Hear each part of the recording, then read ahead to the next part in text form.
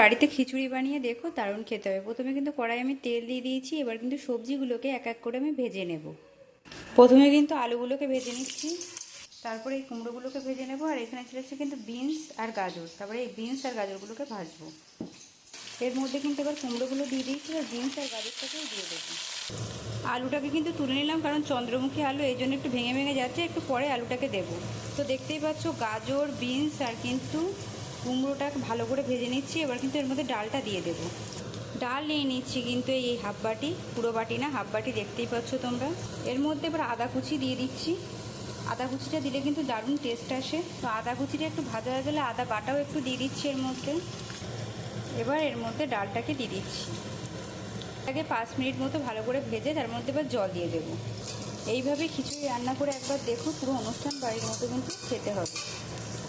একটা টমেটো দিয়ে দিলাম এর মধ্যে, 4টে মতো লঙ্কা দিয়ে দিচ্ছি, 1 চামচ নুন দিচ্ছি, হলুদ দিয়ে দিচ্ছি।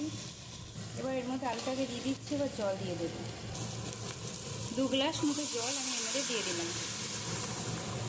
তো এটাকে কিন্তু আমি ঢেকে দিয়েছি, প্রায় 10 মিনিট মতো ঢাকা থাকবে। এখন আমি চালটাকে মেপে নেব।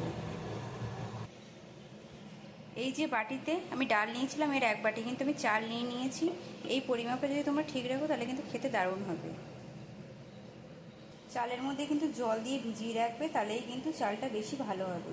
তো এইভাবে কিন্তু আমি 5 মিনিট রেখে দেব। মধ্যে আমি চালটাকে দিয়ে দেব। তো এইভাবে কিন্তু এটাকে এবার ফুটবে, চাল ডাল আর সিদ্ধ, মানে চালটাও খুব দারুণ সিদ্ধ হবে। তো এবার এর মধ্যে কিন্তু একটু চিনি দিয়ে দিচ্ছি। তোমরা চাইলে এর মধ্যে আরও সবজি অ্যাড করতে পারো। আমি ফুলকপিটা পাইনি বলে দিইনি, ক্যাপসিকামও দিতে পারো। তো আমি মোটামুটি যা পেয়েছি আমি সেইগুলোই দিয়েছি। তো শুধু খিচুড়ি কি ভালো লাগে, তার সঙ্গে কিন্তু এরকম একটা চচ্চড়ি হলে আর কিচ্ছু লাগে না।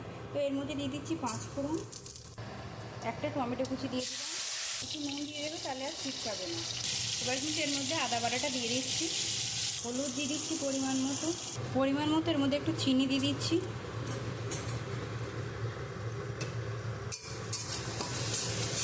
এর মধ্যে এবার একটু লঙ্কার গুঁড়ো দিয়ে দিচ্ছি অল্প করে। এটাগুলো ভালো করে কষা হয়ে গিয়েছে, আর বাঁধাকপিটাকে এর মধ্যে দিয়ে দেবো। 10 মিনিটের মতো কিন্তু এটাকে আমি এবার ঢেকে রাখবো। তো খিচুড়ি কিন্তু আমার কমপ্লিট। এবার কিন্তু উপর থেকে আমি ঘি ছড়িয়ে দিচ্ছি। ভোগের খিচুড়ি কিন্তু আমার রেডি হয়ে গিয়েছে। দেখতেও দেখো কত সুন্দর হয়েছে, খেতেও অতটাই সুন্দর ছিল। সত্যি কথা, এত সুন্দর হয়েছে তোমাদেরকে কি বলবো। আর তার সঙ্গে ছিল বাঁধাকপির চচ্চড়ি, উপর থেকে কিন্তু একটুখানি গরম মশলা ছড়িয়ে দিলাম।